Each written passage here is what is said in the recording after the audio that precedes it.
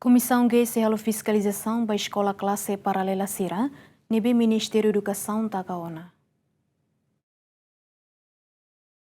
Komisaun G, Parlamento Nasional nebe trata assunto educação, juventude, desporto, cultura, no cidadania se halo fiscalização ba classe paralela sira e a município nebe mak Ministério Educação haparaona. Presidente Komisaun G, Armando dos Santos Lopes Ateten, fiscalização ne ho identifica razão ligado ho decisão se Ministério ne no ne bele convoca reunião ho Ministra Educação ho de halo discussão.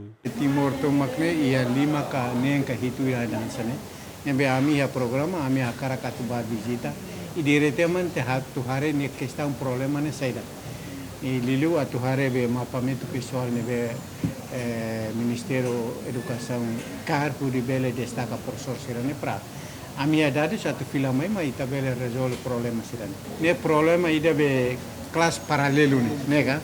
E centro ida hasan tudo é centro, mas bem, também distância ou situação geograficamente, né? Mas se a local classe ida vai e a suri fale.